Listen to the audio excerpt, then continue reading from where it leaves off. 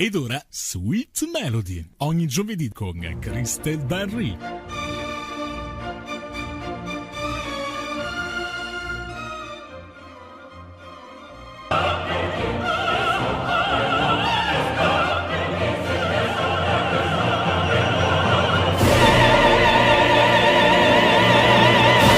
Sweet Melody, ogni giovedì con Crystal Barry.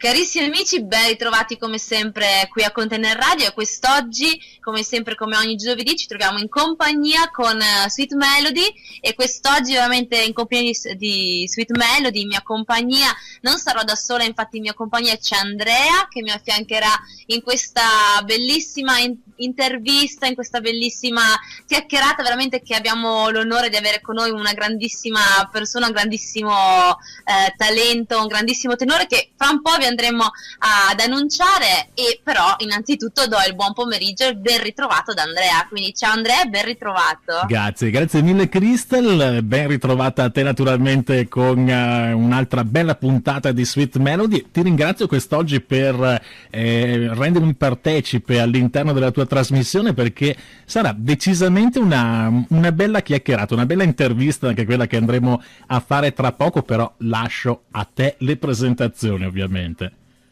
Certo, come dicevo, veramente per noi è un grandissimo onore avere qui ai nostri microfoni di Container Radio veramente un grandissimo artista che vi ricordo appunto che è presidente presso l'Associazione Culturale Internazionale Mario del Monaco di Venezia, poi è stato anche alunno del grande tenore Mario del Monaco e anche appunto fa parte anche delle varie manifestazioni di musica leggera della Gondola d'Oro, veramente, quindi tantissime cose che vi andremo adesso a raccontare assieme a questo grande artista, quindi diamo il benvenuto a Renzo Stevanato. Ben ritrovato e buon pomeriggio signor Renzo Stevanato.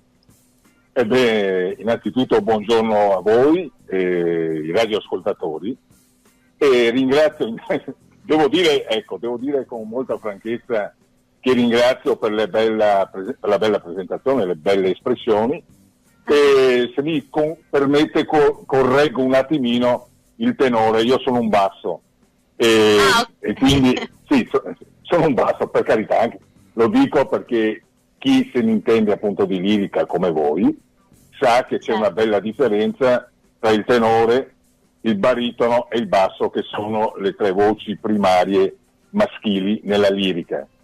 E quindi posso dire una cosa simpaticamente: se io dovessi fare la lista delle presentazioni che ho avuto anche a teatro della mia vocalità, ci sarebbe da ridere. Addirittura una volta sono stato presentato non come baritono ma come baritomo, che non esiste. Voi pensate, il baritomo Renzo Stevanato. Quindi ce ne sono cose da dire come definizione nella lirica.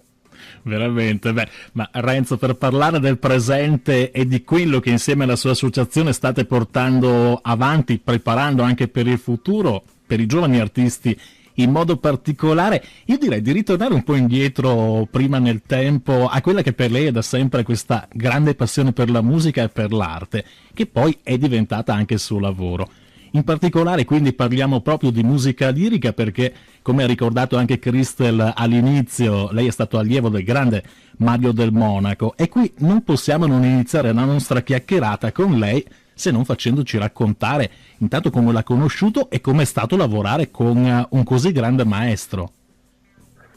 Guardate, sembra un po' la reminiscenza di certi passaggi del passato. Ricordate, in una certa letteratura si diceva che il mecenate, il grande maestro, via via passava magari sotto i balconi di una casa o chi che sia e sentiva cantare qualcuno, saliva, vedeva questo pseudo artista e gli proponeva di dargli degli insegnamenti, o nel caso di un mecenate di sostenerlo.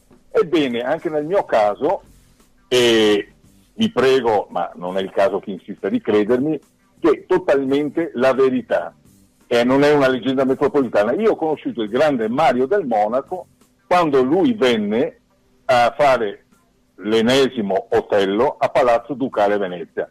Non ve la vorrei fare lunga, ma è molto importante e come dà il segnale del fatto del destino che a volte noi diamo delle attinenze particolari. Ebbene, il grande Mario del Monaco nel 1965 tornava a Venezia al Palazzo Ducale per l'ennesimo Otello, ma tornava dopo un anno che aveva avuto un gravissimo incidente, tanto è vero che aveva rischiato la vita, un incidente automobilistico. Per un anno lui restò fuori gioco, guarì, si rimise in Nizza e ritornò a Venezia a fare l'Otello. Vi dirò che il clamore era enorme perché vennero anche i grandi personaggi dell'America, venne Martinelli, il grande tenore. E come sempre, vi prego di scusarmi, ma questa cosa la voglio dire perché fa parte dell'umanità, molti vennero sperando, tra virgolette, che non fosse, come accade nella vita, il grande del Monaco precedente. Bene, insomma, lui fece un Otello, credetemi, straordinario. Tanto è vero che l'inizio, che è l'esultate, dove il tenore si presenta, lo fece talmente importante che al colmo della soddisfazione fece un gesto particolare verso il pubblico. Non vi dico quale perché fu abbastanza spinto. Girò la testa e siccome io ero a circa 10 metri da lui, perché alcuni amici mi dissero: Stevanato, tu stai studiando lirica, perché non... come faccio? Fai la comparsa, vedrai che magari riuscirai anche a avvicinarti a te. Insomma, lui mi vide, girò la testa e mi chiamò. Sapete cosa successe? Nella Scala dei Giganti di Palazzo Ducale si tirò su la manica, perché c'era la pausa ovviamente, eravamo alla prova generale, si poteva fermarsi. Tirò sulla manica e volle fare braccio di ferro. Non so se vi è consono cosa vuol dire fare braccio di ferro. Guardi, e termino, volle fare braccio di ferro, io ero anche rimasto abbastanza confuso perché mi pareva una cosa strana e mi lasciai piegare, devo dire la verità, potevo piegare il grande artista, perché anche per la mia struttura, insomma, va bene, e mi lasciai piegare. Lui al colmo della soddisfazione vuole farlo anche con il sinistro, al che io che avevo molti amici lì vicino non potevo lasciarmi fare, e allora dissi: maestro, ma lei cosa vuol fare? E lui mi disse: ma lei studia canto per caso? E dico: sì, ho iniziato da qualche mese, venga a trovarmi. Insomma, in conclusione, lo cercai, devo dire la verità, per un mese continuo, non riuscivo mai a trovarlo nella sua villa di Treviso. Finalmente un giorno mi rispose il suo domestico, insomma, andai da lui, feci l'audizione e il domestico, prima di fare la mia audizione, mi disse: guardi giovanotto, se lui le dirà che c'è un certo metallo, la prenderà.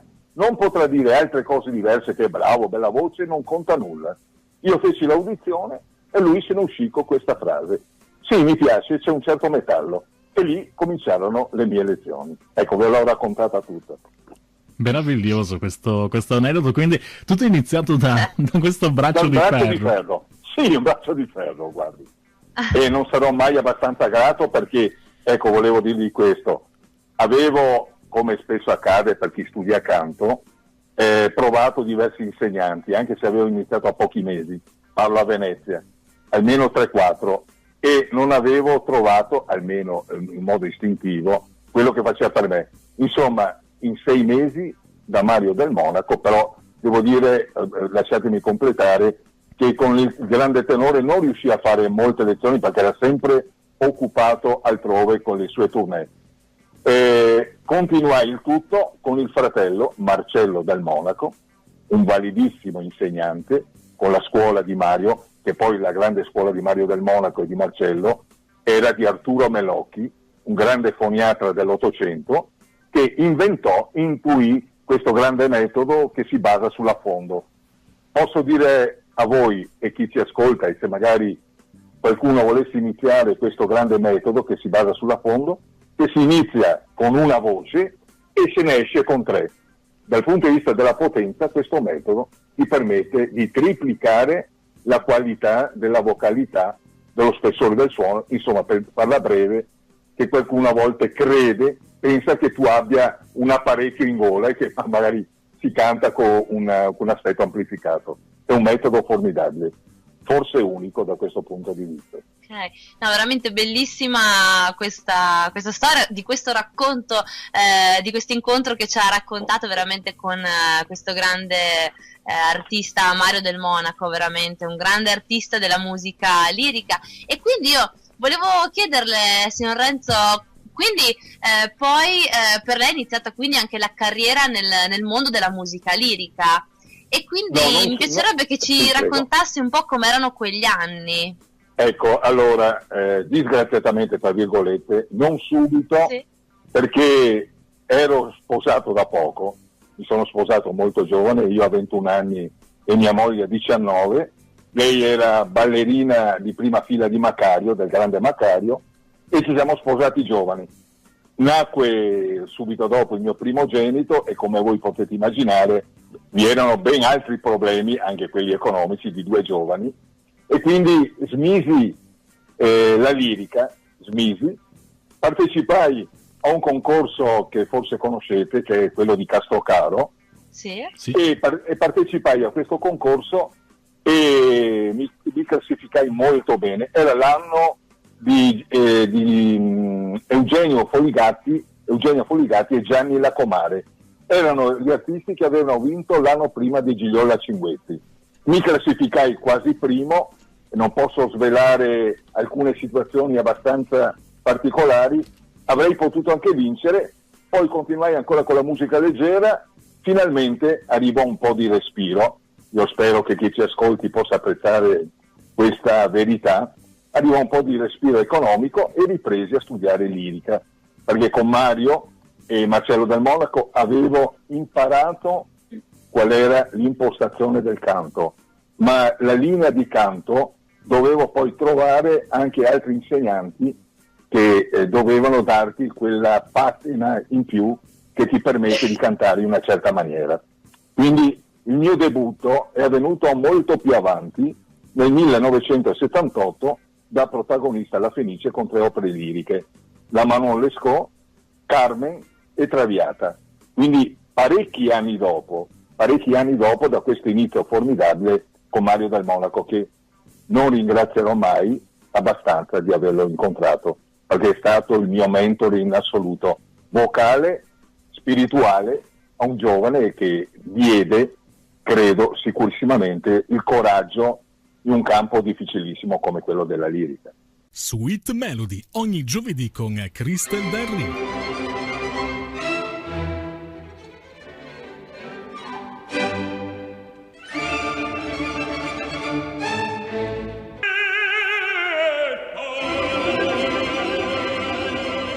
Sweet Melody. Beh, com'è stato il debutto alla Fenice di Venezia? È stato, veda Andrea, mi fa piacere, perché io credo che quando si dice la verità, anche una verità, tra virgolette, potrebbe essere, non so, un po' scomoda, un po' che colpisce certi apparati sociali e via via della vita contemporanea, ma del nostro mondo, il mondo del fare, della musica, ma anche di altre attività. È stato un debutto straordinario perché, guardi, assomiglia a quello che ho detto dell'incontro con Mario Del Monaco. Io stavo studiando con un personaggio molto importante della Fenice, che era il professor Carlo Polacco. Il professor Carlo Polacco era stato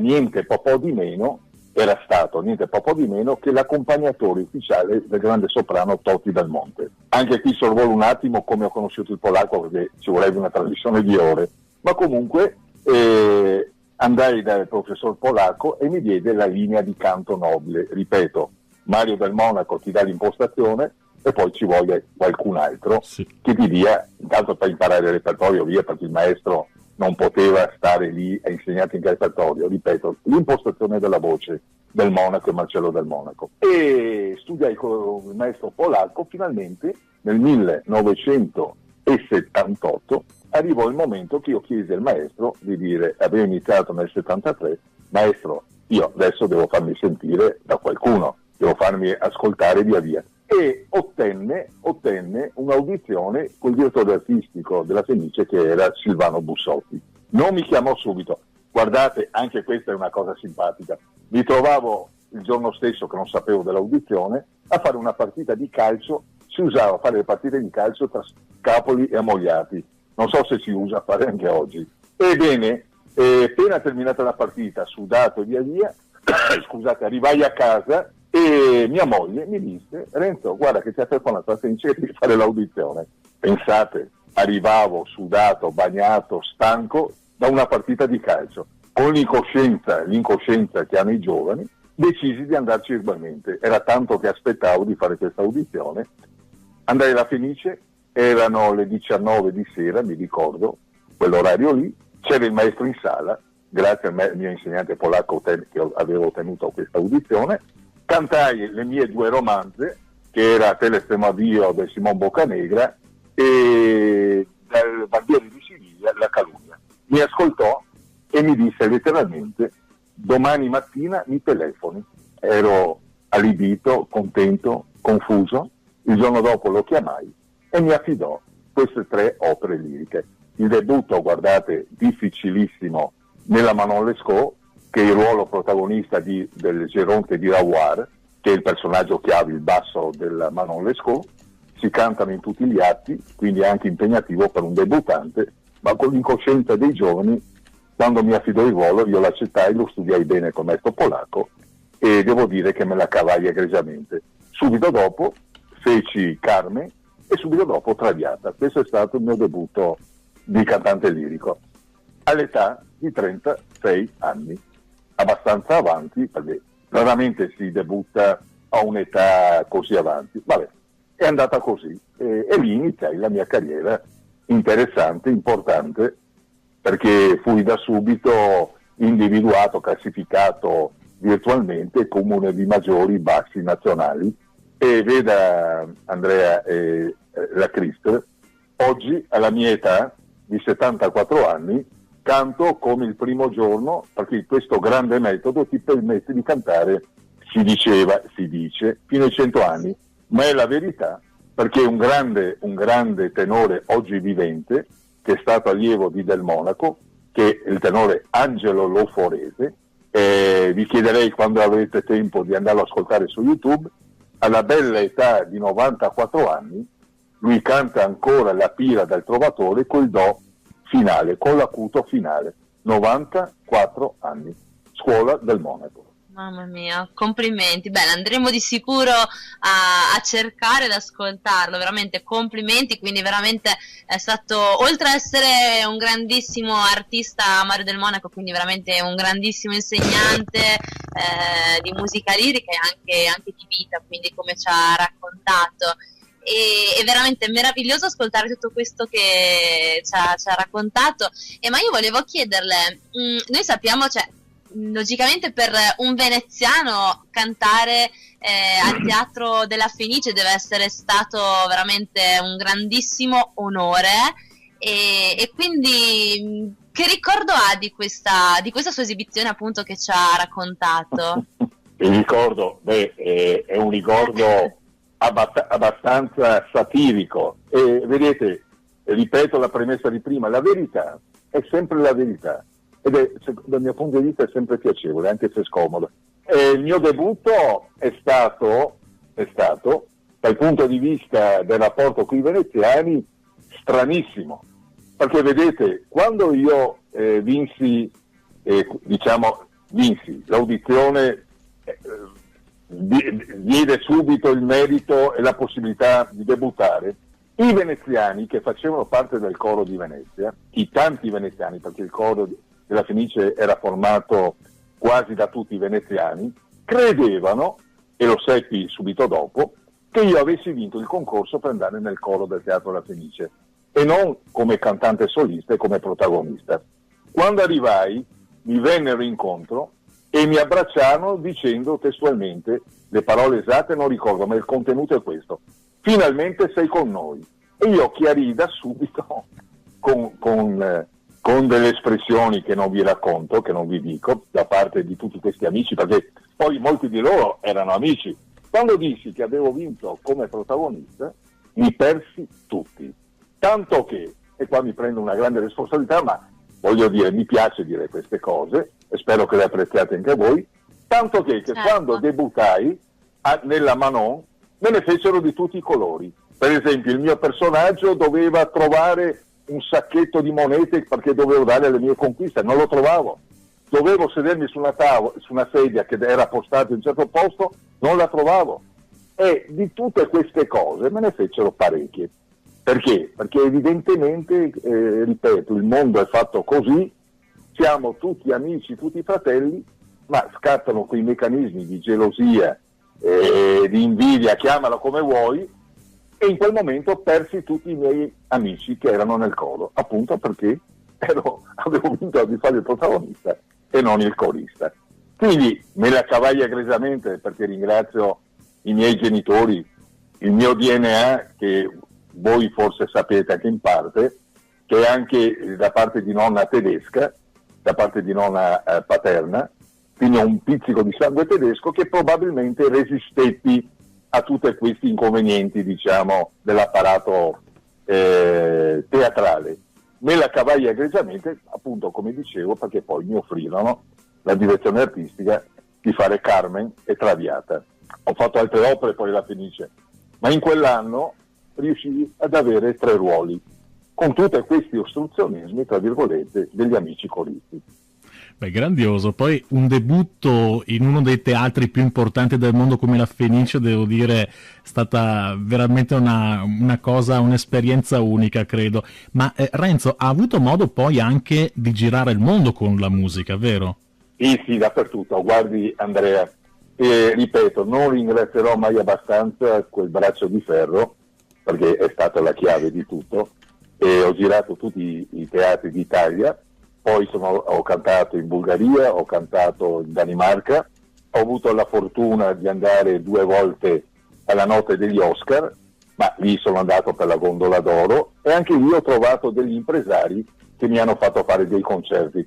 Ma veda, Andrea, soprattutto mi piace ricordare l'Italia, perché? Perché è un paese paradossalmente patria della lirica, dove non dà la possibilità agli artisti italiani di debuttare alla grande nei tanti teatri che abbiamo in Italia. Ripeto, la patria del bel canto, ma gli artisti fanno una grande difficoltà a farsi sentire e debuttare in teatro. Ecco perché in me è nato da sempre, perché io da più di 30 anni sono il segretario nazionale di un sindacato di cantanti lirici, sindacato autonomo, di cantanti lirici, soprattutto i giovani, e mi batto da sempre con grande dispiacere dei miei colleghi, perché i colleghi che hanno una certa età e soprattutto che non sono più in condizione, di calcare le scene, che lasciano lo spazio ai giovani talenti che se ne stanno magari a casa, tra virgolette anche disoccupati, ma questo è un discorso un po' diverso, ma per dirle che è sempre stato in me, proprio per questa, io non ho avuto difficoltà, perché giustamente come ha detto lei, ho debuttato nel grande teatro senza fare i teatri di provincia, ho avuto questa grande fortuna. Poi quando sono andato a cantare a Roma, sono andato a cantare a Bologna, sono andato a cantare in altre parti, mi ha dato la convinzione, la sicurezza dell'autostima, che non è ostentazione, attenzione, lo dico anche ai miei colleghi, giovani colleghi, mai ostentare, mai voler essere primi di un qualcosa che non esiste, ma ricordatevi, fate in modo che siano sempre gli altri a dirti bravo e meriti la nostra fiducia e via via. Le dirò un'ultimissima cosa in questo senso, che mi ero dimenticato che avevano premesso prima. Molti miei colleghi, non giovani purtroppo, dovrebbero con molta dignità, con decoro, ritirarsi e andare a casa. Invece, ahimè, purtroppo ancora calcano le scene e terminano molto molto male la loro carriera, soprattutto un nome, ma che non faccio, che sta terminando malamente una carriera straordinaria, un cantante notissimo, ripeto, per buon gusto e anche perché credo che non sia giusto in questi momenti dire qualcosa, dal momento che non hai di fronte l'interlocutore, e questo grandissimo artista sta terminando male. Non capisco perché si debba finire così. Certo, beh, comunque io posso dire una cosa, Renzo, cioè sono veramente come si può dire, stupita di tutta questa bella storia che ci sta raccontando. E poi io devo dire che, come ha detto lei precedentemente, da questo bel braccio di ferro che c'è stato con il grandioso Mario del Monaco, veramente devo dire che ha trovato quindi una vera perla d'oro, ossia lei, quindi di platino, che l'ha trovata, si può dire, nel mare di Venezia, si può dire, veramente una voce la sua così brillante e anche indimenticabile, veramente. Quindi da questo braccio di ferro è nato veramente questo grande artista grazie al suo insegnamento, ossia lei. Ecco, Vera, qui apro proprio velocissimamente una parentesi per cui sono anche profondamente dispiaciuto. Come lei sa, perché poi è venuta da noi, Cristel, con grande gioia, che si è anche esibita, mi è fatto molto piacere nella mia sede storica, il centenario di Mario del Monaco. L'altro anno compiva i 100 anni, 1915-2015. E il mio rammarico, e l'ho anche palesato visibilmente attraverso il sindaco ed altri, e attraverso il Teatro La Fenice, che non ci si è ricordati, non so se in questa intervista andrebbe detto o non detto, ma io ci terrei a dirlo, non è stato ricordato nel Gran Teatro La Fenice il grande Mario del Monaco, in nessun modo, essendo stato lui colui che ha inventato l'Otello a Palazzo Ducale. Questo lo dico perché a testimonianza di quanto strano è questo nostro mondo, questa nostra società, i grandi artisti. Lei può immaginare solo per un attimo se al tempo dei tre tenori di Pavarotti, Domingo e Carrera, se ci fossero stati Del Monaco, Di Stefano e Franco Corelli, che a quei tempi non c'erano i potenti mezzi di adesso.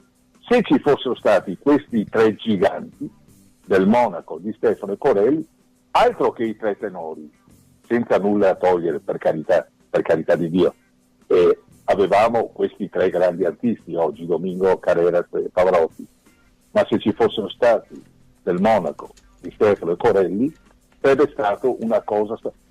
Lei pensi magari in piazza San Marco a Venezia, 10.000 posti a sedere come con la gondola d'oro.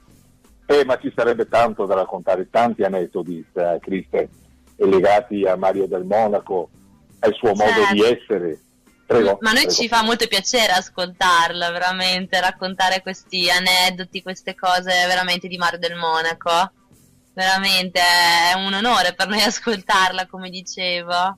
Ma veda, quando io credo, ma sempre tra virgolette, sempre col beneficio del dubbio, perché nessuno di noi ha la verità in tasca, anzi abbiamo delle verità estremamente singole nostre, soggettive, quindi non possono essere verità.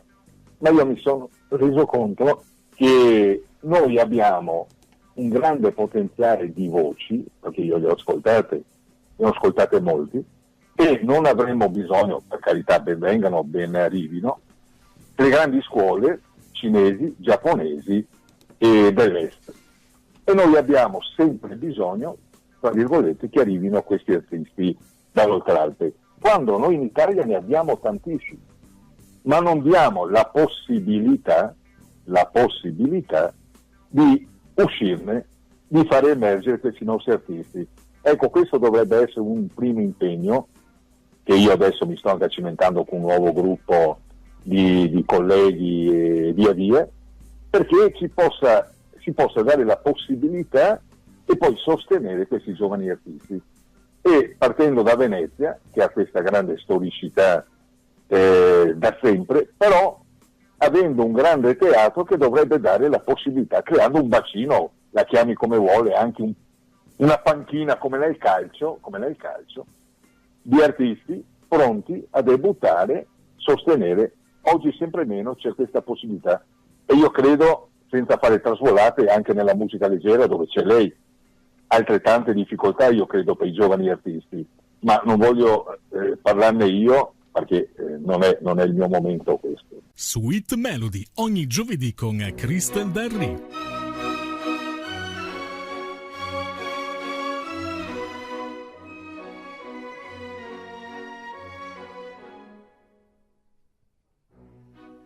La donna immobile, qual piuma al più tardi tornerò. Sweet Melody. Io volevo farle un'altra domanda appunto riguardo ai vari ruoli che ha interpretato nei vari teatri in cui si è esibito, ricordiamo il Teatro della Fenice e tanti altri teatri molto famosi nel mondo. Il ruolo più difficile che ha dovuto interpretare, ma magari non più difficile ma più impegnativo, nel senso come appunto che gli hanno richiesto appunto gli autori nell'interpretazione proprio dei brani e anche del personaggio. Allora guardi, io la ringrazio, ma è la solita, tra virgolette, domanda Sì. diplomatica che viene fatta appunto ai cantanti lirici, ma penso anche qui di musica leggera, ma la musica leggera puoi dire solo quale canzone ti è piaciuta di più, nel caso nostro appunto quali ruoli. Allora veda, io ho una voce verdiana, una voce potente che si presta a ruoli drammatici, però questo mio grande secondo insegnante, che è stato il professor Carlo Polacco, mi diede anche una possibilità di agilità nella mia voce, che non sempre è possibile per le voci drammatiche e di spessore, e ho potuto cimentarmi anche nei ruoli, tra virgolette, cosiddetti leggeri, che non sono leggeri. Quindi parliamo dei ruoli comici, Barbieri di Siviglia, Le nozze di Figaro, Mozart, e quindi i ruoli propriamente di agilità. E Certo. ho trovato che questa mia similitudine, questo mio eclettismo ben si pone, perché mi ha dato modo di rendere agile una voce prettamente drammatica. Il ruolo però più difficile che ho trovato è stato quello di Mefistofele, e Mefistofele è un ruolo molto, è il diavolo, penso che lei sappia probabilmente di cosa parlo, è un ruolo sì. di grande vocalità, ma anche di grande agilità, e ho potuto cimentarmi bene in questo ruolo, che mi piace sempre anche in concerto, più di qualche volta, esibirmi nelle romanze principali, una di quale è il Fischio, dove Mefistofele si presenta con una voce roboante e chiama a sé, attorno a sé, tutti i diavoli, tutte le entità malefiche che devono appoggiare questo suo ruolo, perché è il diavolo. Ecco, per il resto mi sono trovato bene con Simon Boccanegra, appunto con il Barbieri di Siviglia, Rigoletto, Porta del Destino, Norma, Traviata che dicevo prima, e poi ho cantato Tosca, e molte altre che magari nel corso adesso di questi minuti magari aggiungerò. Comunque Verdi per me è l'autore che ben si presta, che ben ringrazio, il grande Giuseppe Verdi, dove posso mettere in mostra tutte le mie qualità vocali. Ecco, questo volevo dire. Certo, davvero, quindi grandissimi personaggi, ha interpretato, complimenti veramente signor Renzo. E poi io volevo chiederle questa cosa, se non erro, so che mi aveva raccontato una delle nostre telefonate, appunto, mi ha raccontato che aveva interpretato dei film, se non erro. Mi può raccontare questa cosa anche ai nostri amici ascoltatori? Due cose, non dico da dimenticare, perché come dicevo all'inizio, ogni perché da esperienza... dimenticare? No, sono due film di gioventù, perché io vengo su da una cultura dei miei anni dove, perché non dirlo, dove volevamo esibire la nostra fisicità da giovani, ventenni, ci piaceva appunto essere un po' gigioneschi, come tutti i giovani. E a Venezia aprirono una palestra molto modesta, di cultura fisica, quello che oggi è il bodybuilding, ma a quel tempo si chiamava cultura fisica. E io ho iniziato prestissimo, a 18 anni, anzi 17, a praticare questo per avere, come si usa dire, la tanta muscolatura da esibire con le ragazze, no? Questo era il vanto dei giovani. E fui notato in uno di questi concorsi che facevamo a Venezia tra di noi, da un, diciamo, tale scout, ma a quel tempo chissà cos'era, e il sottoscritto e un altro attore che si chiamava Adriano Bellini, in arte Kirk Morris, ci assoldò per fare dei film. A quel tempo, voi chiaramente non potete saperlo, ma andava molto in voga i film mitologici, quindi c'erano gli attori come Steve Reeves, Mark Forrest, che interpretavano Ercole, interpretavano Maciste, interpretavano tutti questi personaggi strani. Polifemo anche, sì. Sì, di tutto, guardate, in quegli anni, di tutto. In parole povere, andai a Roma, facemmo questi 2 film, tipo a quel tempo era come spaghetti western, e tanto per capire, da una parte c'erano i spaghetti western e dall'altra c'erano i film mitologici, però c'erano i film di serie A, serie B, di serie C e forse direi anche di serie D. E noi interpretammo nel giro di 15 giorni 2 di questi pseudofilm di serie C, dove il mio ruolo era quello di Maciste, ed era Maciste contro Zorro. Voi pensate che misero Zorro dalla Spagna, che venne con Maciste a fare una specie di sfida. Tanto per dirvene una, io dovevo tirare dei cavalli con le braccia a sinistra e a destra, ma col montaggio io tiravo delle corde che erano attaccate al muro e i cavalli da un'altra parte, e sembrava che io tendessi, tanto per dirmene una cosa succedeva, dei cavalli. Poi il secondo film fu Maciste all'inferno.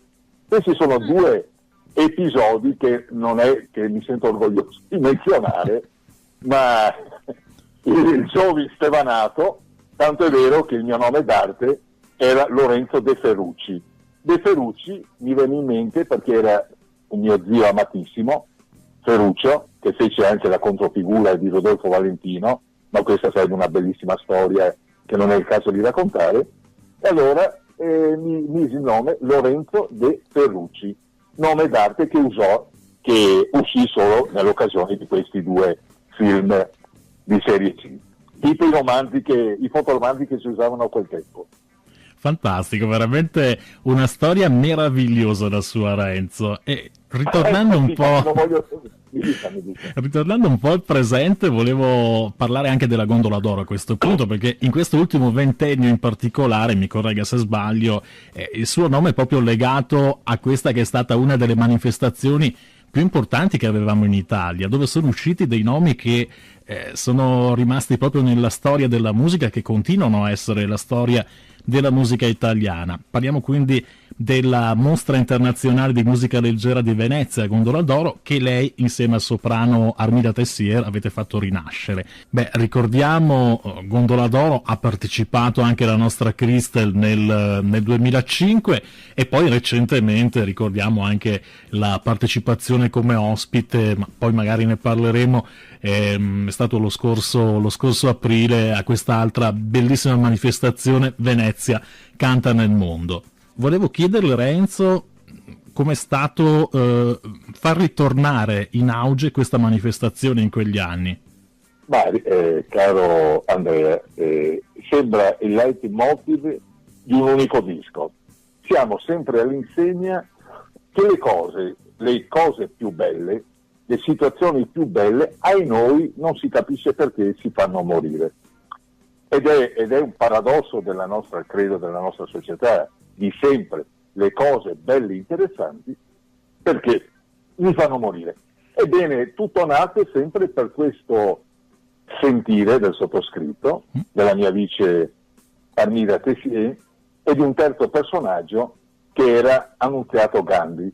Era il direttore del Museo del Disco di Venezia. Il direttore del Museo del Disco di Venezia che prima di morire volle regalare a Venezia un museo, guardi Andrea, strepitoso, e come sempre la disattenzione istituzionale rifiutò il dono. Ma questo è un altro discorso. Cosa successe? Successe che nel 1983 il grande ideatore di Sanremo, Gianni Ravera, che per 2, 3, 4, 5 anni programmava la gondola d'oro a Venezia in piazza San Marco, 10.000 posti a sedere, 5 orchestre. Voi pensate cos'era in piazza San Marco la gondola d'oro? Per una serie di situazioni incresciose con le istituzioni, Gianni Ravera spostò la gondola d'oro, Mostra Internazionale di Musica Leggera Gondola d'Oro, come giustamente ha detto lei, perché questa è la denominazione, non è Gondola d'Oro, ma la Mostra Internazionale, la spostò in Riva del Garda. In Riva del Garda cambiò nome, divenne Vela d'Oro, e il sottoscritto, ripeto, sempre con questo sentire sanguigno battagliero per la propria città, insieme agli altri due amici, Annunziato Gandhi e Armida Tessier, si recarono dal presidente della Biennale Paolo Portoghesi e letteralmente, testualmente, dicemmo se potevamo rappresentarla noi. Dovevamo andare alla Biennale perché, come voi sapete, la Biennale rappresenta diverse arti, certo, la musica classica, la mostra, via via.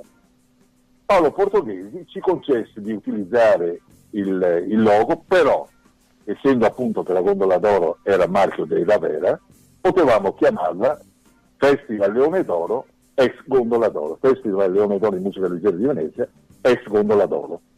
E questo era l'anno 1985, due anni dopo che Ravera. Guarda caso, e non poteva essere diversamente, in Riva del Garda la Vela d'Oro durò un paio d'anni, poi naufragò miseramente perché gondola d'oro, vela d'oro, nessuna analogia, e noi potemmo, tra mille difficoltà, ripeto, tra mille difficoltà, perché quasi sempre nemo protetti in patria, potemmo continuare a fare i giorni nostri. Voglio dire una cosa, perché lei lo penserà e lo penseranno anche chi ci sta ascoltando, che non c'era nessuna volontà all'inizio di iniziare un percorso di musica leggera. L'inizio per cui scattò questa nostra volontà era quella che non volevamo accettare lo scippo, mi lasci dire, lo scippo della nostra manifestazione. Attenzione, questo fu reso possibile tra l'indifferenza veneziana istituzionale, che è stata ed era la più grande manifestazione di tutti i tempi di musica leggera di Venezia. Guardi, non c'era stata nessuna obiezione, nessun allarmismo, venne tolta, e noi con incoscienza, perché ripristinare una manifestazione del genere ci vuole una forma di incoscienza, riuscimmo a rilanciarla, tanto è vero che nei carnevali che si affidò il professor Massimo Cacciari, sindaco di Venezia per 9 anni, riuscì a portarla in piazza San Marco per ben 3 volte. Siamo riusciti per ben 3 volte, attraverso il Carnevale di Venezia, di riportarla in piazza San Marco. Veda Andrea, ripeto, tra 10.000 difficoltà, perché una manifestazione del genere, come lei che è anche nel ramo, con la sua radio e via via, musica, può immaginare quali difficoltà, lontanamente dei fasti di un tempo, però siamo riusciti a portare tanti e tanti artisti, da Amedeo Minghi e Alex Britti e Dolcenera e via via. Siamo stati i primi che hanno riportato in palcoscenico Pino Donaggio, vincitore di Sanremo, con quella splendida canzone Io che non vivo, che lei sa, sì, sapete anzi tutte e due, ripresa da Elvis Presley e via via. Sono riuscito a far cantare Pino Donaggio nella prima edizione al Teatro Goldoni, facendogli trovare un pianoforte in palcoscenico, e lui inorridito perché non l'aveva mai più cantato questo brano, non voleva cantare, e con un blitz riuscì a fare cantare in palcoscenico Pino Donaggio, per dirle che tanti sono stati gli sviluppi attraverso appunto la musica leggera, la gondola d'oro a Venezia, però sempre con pochissimo appoggio. Abbiamo avuto l'appoggio nel 2003, 4 e 5 da parte della Regione Veneto, che ha potuto il festival fare un bel salto di qualità, ma in noi poi con un cambio gestionale politico e via via la regione ne uscì e noi siamo ancora qui ma con grande difficoltà. Ed è un peccato avere poco appoggio da questo punto di vista, anche perché una manifestazione così porta anche turismo, direi. Guardi Andrea, e so che lei mi crede quello che le dico tra un istante, e sono convinto anche da chi ci ascolta. Abbiamo sempre detto che noi siamo un tramite, noi siamo gli ambasciatori delle manifestazioni, le grandi prima ho detto 9 carnevali, abbiamo gestito ufficialmente. Quindi noi siamo dei tramiti e lo abbiamo sempre fatto presente alle istituzioni, dicendo la gondola d'oro è della città di Venezia, come la regata storica, come il Redentore, come la mostra del cinema. Non dimentichiamoci che la mostra internazionale di musica leggera di Venezia, Gondola d'Oro, era parificata alla mostra internazionale del cinema. Quindi aveva la stessa valenza, lo stesso valore, solamente, ripeto, era appoggiata dalle istituzioni. Per farle, se le può far piacere, la prima edizione di quel tempo, che lo inventò Natalino Scarpa, che era assessore al turismo di Venezia, costò a quel tempo 3 miliardi delle vecchie lire. Lei provi a pensare quale valenza aveva nel mondo, tanto è vero che la prima edizione la vinse in piazza San Marco Frank Sinatra. Poi è arrivata Mina, è arrivato la nostra gestione, per dire la nostra piccola gestione, dal 1985 ad oggi ha consegnato circa 200 leoni d'oro, che non sono ovviamente d'oro, ma circa 200 leoni d'oro alla carriera e un'ottantina di gondole, perché la gondola non viene data solo al vincitore, ma anche per altri meriti via via, nella nostra piccola versione dell'Associazione Mario del Monaco. E sono venuti artisti internazionali e di tutti di più, perché per fortuna, e questo me lo lasci dire con orgoglio, abbiamo dimostrato di essere dei super partners che non hanno mai perseguito, anche se il denaro è importante, mai lo scopo economico, ma sempre quello di tenere alti i valori della nostra città. È ovvio che ci vogliono anche i sostegni economici, perché altrimenti non si fa nulla. Certo. Però abbiamo sempre voluto dimostrare che a noi interessano ed interessano tutt'oggi i valori culturali e artistici della nostra città. Ecco perché nelle barricate, tra virgolette, virtuali ancora noi resistiamo. Sweet Melody, ogni giovedì con Crystal Del Rio.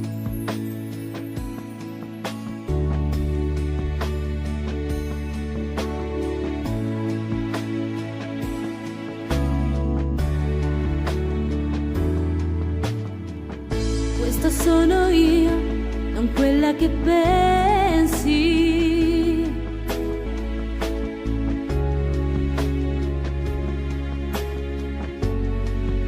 Come il mare, sai, il mare.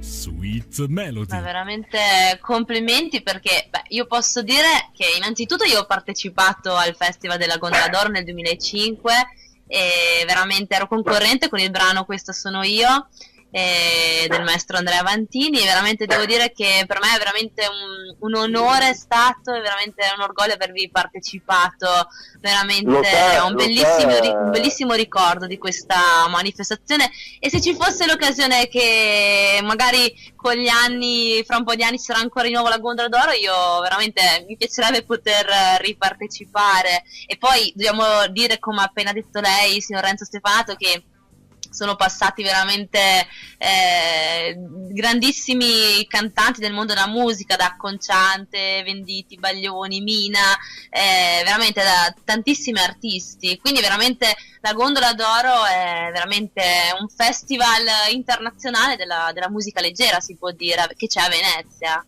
Ma guardi, ripeto, E anche che mi rimarrà sempre nel cuore, scusi, signor Renzo Stevanato. Sì, ma appunto volevo dire che va sempre apprezzata la verità e la sincerità.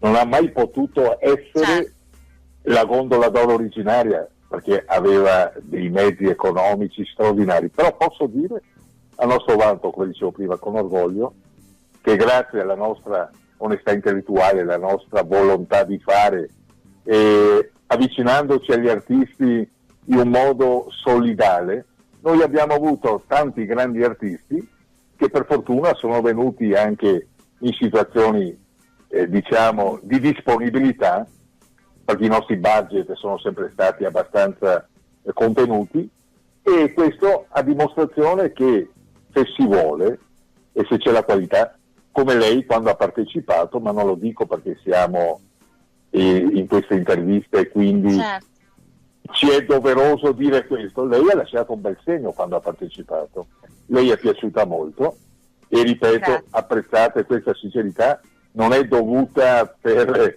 l'occasione, e io spero che lei la prossima volta sia ancora con noi, lo spero vivamente. Certo, veramente, per me è un grande onore e sarò pronta. Mi sono già presa il posto, come si dice fra virgolette, ho già preso l'appunto, ci sarò. Lei lo sa, Criste, lei lo sa perché gliel'ho già detto ufficialmente, che io sono un suo estimatore da questo punto di vista. E lo voglio dire anche qua, sono un estimatore perché lei è un talento, e quando si è dei talenti bisogna apprezzare, dirlo e possibilmente anche sostenere. Credo che dovrebbe essere così. Grazie, veramente non so cosa dire, guardi, sono veramente commossa per le belle parole, ma ne l'ho detto anche... Scusi, lei non mi deve ringraziare, deve ringraziare se stessa e i suoi genitori che hanno fatto ma è questo bello talento. ricevere dei complimenti e poi avere anche un estimatore come lei, veramente, quindi la ringrazio, veramente, un estimatore poi del grande calibro suo, veramente, grazie, la ringrazio. Tutto meritato, tutto meritato. Grazie mille. Beh, sono assolutamente d'accordo con Renzo Stevanato, devo dire, Cristel, sai benissimo anche tu, insomma, complimentissimi anche da parte mia, però adesso ritorniamo a parlare di una cosa importante con Renzo Stevanato, perché adesso volevo chiederle di un nuovo progetto. Noi sappiamo che il suo impegno per i giovani continua, il suo impegno per l'arte continua, e c'è un progetto di cui volevo che ci parlasse, che stiamo vedendo proprio anche sulle sue pagine di Facebook in questi giorni. Sta parlando dei Magnifici 10. Che cosa ci può raccontare? Beh, della serie sempre Renzo Stevanato non si arrende mai da questo punto di vista, perché ripeto, soprattutto per la mia città, Andrea, non è un luogo comune, soprattutto per la mia città, che non accetto, e per fortuna non accettano anche coloro che mi sono vicini, il degrado, tra virgolette, il degrado, ma quando dico il degrado, la decadenza, che purtroppo non è solo di Venezia, ma è figlia dei tempi. Allora, proprio per non volere accettare questa inesorabile decadenza, anzi tutto il contrario, abbiamo pensato di rilanciare per l'ennesima volta, perché questa dei Magnifici 10 non è una novità, perché si rifà ai 10 del Gran Consiglio di Venezia, dove il Doge, e qua bisogna fare un po' di storia, ma leggerissima, il Doge, col Consiglio dei 10, era colui che decideva, nel bene e nel male, le sorti di Venezia. Per darle un brevissimo esempio, nella Promissione, che è un libro interessantissimo della storia di Venezia e della Repubblica di Venezia, il Doge, quando promulgava una legge e questa legge non funzionava, ma essendo stata promulgata da lui, sapete cosa faceva? Si tagliava il dito mignolo. Voi pensate se oggi un politico che sbaglia si taglia il dito mignolo, ma neanche l'unghia, il doge, per dare l'esempio, per dire... Allora noi abbiamo pensato di rifarci, come dicevo all'inizio, non si inventa mai nulla di nuovo, ai noi, si può solo rivisitare e magari aggiungere nelle nostre intenzioni qualcosa di miglioramento se ci si riesce. Abbiamo pensato di fare come il Consiglio di 10, magnifici 10, rappresentanze di tutte le arti, che poi non sono solo di Venezia, ma sono le arti del mondo, quindi la lirica, la musica leggera, la danza, la moda, il teatro, la letteratura, la poesia, eccetera, eccetera, e la scultura, perché abbiamo la fortuna di avere con noi, che ha aderito, un grande scultore internazionale che si chiama Giorgio Bortoli, e pensate che ha costruito, e si trovava fino a qualche mese fa all'aeroporto Marco Polo di Venezia, ed è stato lì per 10 anni, una scultura alta 12 metri che rappresentava il campanile di San Marco all'interno del Palazzo Ducale e che lui porterà in America, a New York. Lui ha aderito al progetto, per dirvi un nome. Poi ci sono altri nomi importanti, abbiamo la Luciana De Fanti, grande coreografa della Fenice e grande insegnante di danza. Abbiamo una regina della moda che si chiama Zoya Neaceva, ha una collezione di costumi circa 400, ed altri personaggi. Sì, volevo dimenticare i Forest, la musica leggera rock, ma altri personaggi. Quindi i Magnifici 10 non sono altro che il riflesso del Consiglio dei 10 di Venezia. Vorremmo, mi creda, ma senza plageria, olterigia e via via, perché ripeto, la volontà è solo quella di fare bene, sì, che questo Consiglio, questi Magnifici 10, potessero essere anche di esempio, ripeto, ai giovani. Come voi sapete inizieremo anche delle trasmissioni televisive dove uno dei leitmotiv della trasmissione sarà quello che facevamo, come la Cristel ricordava prima, che abbiamo fatto per 6 anni a Padova, nelle reti 8, 9 10, e lì ogni qualvolta presentavamo dei giovani particolari, talentosi, per dire, vedete, noi dobbiamo sostenerli, noi dobbiamo aiutarli. E lo scopo di questo rilancio è duplice. Venezia, ripeto, perché mistificherei il concetto, Venezia e la sua storia, ma i giovani artisti delle arti che ho detto prima. Ci riusciremo, caro Andrea? Non lo so, la volontà c'è sempre, la determinazione c'è, e vi dirò una cosa che a qualcuno potrebbe sembrare roboante e anche presuntuosa. Figuratevi che io qualche volta, nelle riunioni che ho con questi amici, nemici istituzionali, dico loro: vi ringrazio per il vostro ostruzionismo, perché mi dà modo ancora di continuare. Sapete? Voi penserete, ma questo è matto. No, vi dico grazie, perché più voi siete così avversi e più noi abbiamo voglia di continuare.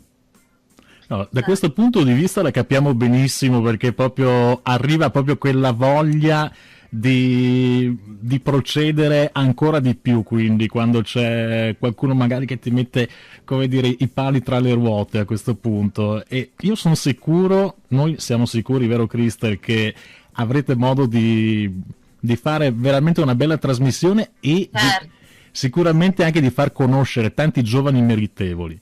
Sì, beh, posso dire che la grande stoffa del signor Renzo Stefanato ce la farà a fare questo bellissimo programma, appunto ricordiamo i Magnifici 10, ricordiamo questo titolo, perché poi veramente io, come ho detto anche precedentemente, ho avuto l'onore di partecipare come concorrente al Festival della Gondola d'Oro, con il brano Questa sono io. Poi anche recentemente sono stata invitata, per me è veramente stato un grande onore e la ringrazierò sempre e poi anche di essersi ricordato di me e di essere stata invitata quindi ad aprile per Venezia, la presentazione di Venezia Canta nel Mondo, e veramente sono sicura, perché ho un bellissimo ricordo della Gondola d'Oro, anche di Venezia Canta nel Mondo. Sono sicura veramente che ce la farà e vincerà anche per questo programma I Magnifici 10. Sarà veramente un bellissimo programma che aiuterà quindi, come ha detto, anche i giovani artisti a dare un consiglio, a indicare la strada da interpretare, in poche parole, da percorrere per la propria carriera. Beh, lei sa, Cristel, che il nostro è un campo difficile, il mio, il suo e di altri, però io non ho mai, dovete credermi, da 30 anni che appunto rappresento i cantanti lirici, non ho mai voluto che ci fosse, come si può dire, un appiattimento, come fosse un laboratorio, una fabbrica, e garantire insomma, il sostegno, come appunto, con tutto il rispetto, di laboratori di una fabbrica. Però ho sempre rivendicato che almeno un 40%, 30%, anche dal Ministero della Cultura da Roma, perché in questi anni ho incontrato molti ministri, che fosse quello del sostegno, non l'appiattimento del garantismo, perché è la morte, io credo, la morte di tutto ciò che deve essere fortemente sentito dentro di noi artisticamente, perché nel momento che dovessimo appiattire la nostra arte come lavorassimo in una fabbrica, ai noi perderemo quella che è la diversità dell'arte. Però l'aiuto sì, questo non è mai arrivato e gli artisti non sono mai stati sostenuti, e addirittura un mio concittadino, di cui non faccio il nome, ma che dei veneziani ci stanno ascoltando sanno di chi parlo, disse l'altro anno che gli artisti italiani sono dei parassiti. Voi pensate che sono dei parassiti? E io, questo mio concittadino importante di Venezia, quando l'ho incontrato ho detto: forse dovresti dirlo di te stesso, di voi stessi. Quindi gli artisti non sono dei parassiti. Io credo che siano una grande risorsa in un momento di estremo disagio mondiale, con tutto ciò che sta accadendo di tristezza e di disgrazie, tanto per fare un nome l'ISIS, ma ce ne sono molte altre situazioni, e gli artisti potrebbero, ne sono convinto, fare la differenza in un momento molto molto difficile. Beh, fare la differenza e anche fare del bene, in quanto appunto anche con la musica, perché la musica, lo spettacolo in sé non è come magari pensano certe persone, che fare spettacolo perché sali su un palco magari quei 10 minuti quando interpreti quei 2-3 brani, o anche fai un'ora di spettacolo, non è un divertimento. Cioè sì, è un divertimento perché fai quello che ami e ti esprimi la tua musica, esprimi quello che vuoi donare alle persone, quindi la tua voglia, che ami la musica, ami lo spettacolo, cioè tutto questo, il canto.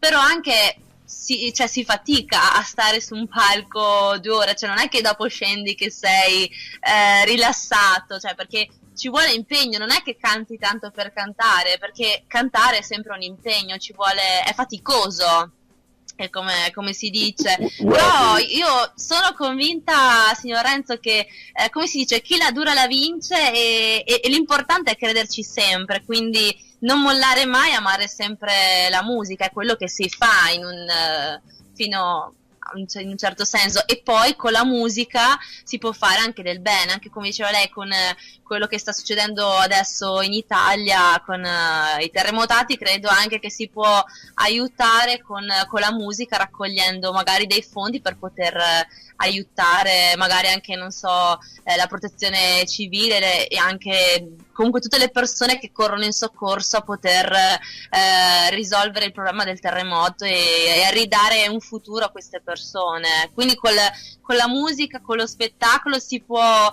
come diceva lei, con lo spettacolo, che cioè il settore dello spettacolo è ampio, c'è il canto, c'è il ballo, c'è il teatro, ci sono le poesie, la scultura, veramente c'è di tutto, quindi è molto ampio e raggruppando assieme si può aiutare le persone, si può fare anche del bene. Guardi, io credo che occasioni come queste interviste, quando io faccio le conferenze stampa, quando faccio delle convention, apro sempre dicendo, come un disco rotto, che sono i momenti della verità, occasioni per dire le cose. Noi dobbiamo dire la verità. Gli artisti da sempre non sono mai stati considerati importanti, se non me lo lasci dire, i capostipiti. Cosa voglio dire? Nel cinema Nanni Moretti, nella musica leggera Gino Paoli, nel cabaret Paolo Rossi, cioè si è sempre pensato ai rappresentanti, ma tutto ciò che è dietro, mi creda, io ho iniziato nel 1961, quindi 55 anni fa, a Burano, a Venezia in un'isola, con Lino Toffolo e Pino Donaggio. Quindi parlo di 55 anni fa, che ho conosciuto molti ministri, da Veltroni e via via, ho conosciuto molti rappresentanti importanti, ho conosciuto Berlusconi, ho conosciuto poverino che è morto, il grande rappresentante comunista, adesso mi sfugge, e ho conosciuto tantissimi, ma mi dovete credere, e non faccio torto a nessuno, nessuna politica ha considerato gli artisti, considerati da sempre, mi prendo la responsabilità, la parte negativa, non produttiva di un paese, l'Italia o le altre nazioni. E noi sappiamo che non è vero niente, è una risorsa importante. Non abbiamo mai dato la possibilità di rendere proficuo, importante questo settore, che sono gli artisti di ogni settore, come giustamente ha detto lei, di ogni settore. Ecco perché rilanciamo i Magnifici 10, che sono la fotocopia del Consiglio di 10, perché dobbiamo dimostrare che è una grande risorsa economica, tra l'altro. Ma lei lo sa che nel Veneto abbiamo più di 400 contenitori tra teatri, sale polivalenti, foyer, che non sono utilizzati. Noi a Venezia abbiamo 3 contenitori, che è il Palazzo del Cinema, il Teatro La Perla al Lido e il Pala Galileo, dove si fa la mostra del cinema, che sono sottoutilizzati. Basterebbe utilizzare questi contenitori e gli artisti, che sono tanti, sarebbero una grande risorsa economica per il paese. Queste cose vanno dette, perché se noi continuiamo a sottotacere, Cristel, Andrea, queste realtà che sono vere, se io avessi la possibilità di incontrare il Premier Renzi, gli direi e gli spiegherei come aggiungere una risorsa importante alla grande difficoltà anche economica dell'Italia. È vero, basterebbe veramente poco. Poi tra l'altro devo dire, Renzo, noi abbiamo modo di intervistare tantissimi artisti, anche nomi importanti, spesso ci ritroviamo proprio a parlare di questa cosa, ci ritroviamo a parlare dei fondi per la musica, per l'arte, e praticamente quando ci sono dei tagli sono sempre praticamente il mondo dell'arte è sempre quello più penalizzato, diciamo.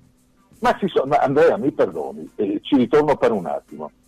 Un esempio che io da 1 anno e mezzo cerco di spiegare al sindaco Brugnaro come fare cassa, tra virgolette, nelle esauste casse con la legge di stabilità di ogni città.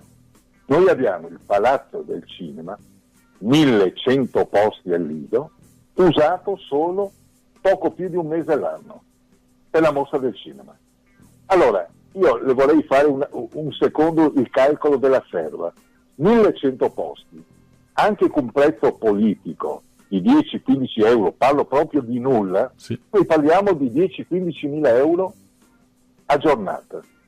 Quindi lei pensi quanti artisti verrebbero, inizialmente anche, ad fare manifestazione in un contenitore vuoto. Noi abbiamo 3 contenitori al Lido di Venezia sistematicamente chiusi. Se lei mette i 400 spazi del Veneto, ma di tutte le regioni, per non parlare del Teatro Valle di Roma, noi avremmo una produzione di autosostenimento da sé. Noi potremmo autosostenerci e poi riversare in percentuale nelle casse, ripeto, esauste del paese delle risorse. Ma non si vuole, c'è cecità, disinteresse, c'è un orientamento totalmente diverso delle strategie di quello che dovrebbe essere invece, secondo me, da un punto di vista molto semplice e elementare, la parte prima per dare appunto respiro, risorse e appunto il sostegno di quello che dicevamo un attimo fa. Basterebbe riempire, fare funzionare questi spazi vuoti con tutte le migliaia. Lei lo sa che abbiamo in Italia circa 3 milioni di addetti ai lavori nel mondo dello spettacolo. Lei pensi, oltre a questi, familiari, amici e via, abbiamo una popolazione che avremo di sostegno di questo pensiero strategico. È che non si vuole, ma dai, apriremo un altro capitolo, un'altra trasmissione, certo. e dovremo stare fino a questa sera probabilmente. Certo. Beh, ritornando quindi al programma TV che abbiamo parlato prima, appunto i Magnifici 10, le possiamo chiedere appunto se sa già dove e quando verranno appunto iniziate le riprese e potranno, anche per i nostri amici ascoltatori che sono all'ascolto, quindi che potranno presentarsi quindi. Allora, noi abbiamo fatto la presentazione qui nella sede con appunto i rappresentanti, che è già iniziato da diversi giorni e messa in onda su Prima Free TV, frequenza 91 e 116, e va già in onda la promozione di questa intervista dove appunto informiamo che presto ci sarà questa nuova trasmissione. Come lei sa, come voi sapete, sarà dalla prima puntata perché così è la storia del mondo. Noi possiamo spiegare tutto quello che vogliamo, però quando si vedrà, quando si assisterà, si capirà lo spessore autentico, il significato di quello che vogliamo fare. Da diversi giorni hanno già messo in onda questa promozione di questa intervista che dura 16 minuti. Pensate, non è poca cosa per una televisione mandare in onda una promozione di 16 minuti, dove sono intervistati i Magnifici 10, ne mancavano 2 per giorno, la mia vice, la signora Tessier, che era occupata altrove, e anche mio figlio, che è un cantante lirico, baritono, Adolfo Stevanato. Ma vedete, il numero 10 è una forma scaramantica, appunto il Consiglio dei 10, ma noi vorremmo che poi diventano 12, 14, i Magnifici tanti. Ci vorrà un mesetto prima che parta il programma, ecco, questo volevo dirvi. Con l'anno nuovo potremmo dire magari appunto che avremmo l'onore di sapere appunto e di poter vedere i Magnifici 10, questo bellissimo programma, e poi comunque noi vogliamo rimanere, anzi desideriamo tenerci in contatto con lei, quindi anche per farlo sapere anche ai nostri amici ascoltatori, quindi magari molto presto faremo anche un'altra bellissima intervista per raccontare quindi lo svolgimento di questo programma. Inizio. Ma allora colgo l'occasione, il fiorire. Colgo l'occasione, cara Cristian, spero che non sia un colpo basso, ma che sia un colpo alto, che lei possa essere con noi all'inaugurazione di questa nuova trasmissione come artista, come cantante, perché ripeto, lei sa che io l'apprezzo molto. Grazie, con molto piacere, io la ringrazio per questo invito ufficiale, per questo invito in diretta, e veramente ci sarò e non mancherò molto volentieri a questo bellissimo programma. Bene, guardi che registro tutto anch'io, bene. Bene, sono molto felice e onorata, e come dicevo noi l'appoggiamo in quello che sta organizzando, e veramente ci fa molto piacere poter quindi seguire passo dopo passo quindi questo fiorire di questo nuovo programma, veramente, i Magnifici 10. Ok, io non so, si conclude qua? Probabilmente, penso di sì. Sì, siamo quasi arrivati al termine della nostra chiacchierata. Ultima cosa però che volevamo chiederle, Renzo, come fare per rimanere in contatto con lei tramite i social? Lo chiediamo ovviamente soprattutto per i nostri ascoltatori che magari vogliono seguirla e magari anche scriverle, saperne qualcosa in più. Lei sa che noi abbiamo circa 16 gruppi che sono riconducibili a noi. In Facebook, parliamo di Facebook. Poi io sono anche su Twitter, però non mi pare che sia come si può dire, un veicolo propagandistico o di informazione, di comunicazione. Sì. Al momento poi ho inventato, tra virgolette, ripeto, non si inventa nulla, ma mi fa molto piacere che forse avete visto che io faccio delle comunicazioni video dove cerco di tenere aggiornato le spiegazioni di quello che stiamo facendo sul piano artistico-culturale e anche su quello sociale. Quindi siamo arrivati già al video 60, quindi vuol dire che mi scusi, che durano 3-5 minuti. Ho preso un po' di freddo perché ogni tanto mi viene un colpo di tosse, e in questi video informiamo il procedere di come noi stiamo appunto andando avanti con il progetto e altre cose. Però devo ringraziare voi e devo appellarmi anche a voi, tra virgolette, voglio dire, per dare questa continuità, come diceva la dolce Cristel prima. Grazie, veramente noi, come dicevo prima, appunto l'appoggiamo molto volentieri, e veramente per noi è stato veramente un grande onore averla, e un grande orgoglio averla qui con noi ai nostri microfoni di Container Radio, e veramente rimaniamo in contatto anche per i nostri amici ascoltatori che sono all'ascolto, che sono interessati a sapere l'evolversi e il fiorire quindi di questo nuovo programma, i Magnifici 10. E io le volevo chiedere, la ringrazio, come ripeto, veramente di sincero cuore per questa bellissima chiacchierata, e le chiedevo se poteva salutarci, ma dare un saluto ai nostri amici di Container Radio anche con un suo brano che andremo ad ascoltare subito dopo l'intervista. E allora, in conclusione, un grande saluto e anche un abbraccio tutto veneziano agli ascoltatori di Radio Container, e vorrei che fosse dedicato il brano che ha reso famoso nella musica leggera degli ultimi anni il mio grande maestro, il grande tenore Mario Dal Monaco, Un amore così grande. Grazie a Renzo Stevanato per questa bellissima chiacchierata, grazie veramente Renzo, e ci sentiamo veramente presto per altre news, per parlare ovviamente anche del programma televisivo che sosterremo il più possibile, vero Cristel? Certo, veramente grazie mille signor Renzo Stefanato, veramente è stato un vero onore, e veramente ci sentiamo prestissimo. E grazie ancora per l'invito ufficiale, quindi. Grazie a voi per avermi ospitato, grazie ai radioascoltatori, e appunto a presto. Grazie, a prestissimo e un abbraccio. Ricambiato di cuore. Un caro saluto. Sweet Melody. Sento sul viso il tuo respiro per me.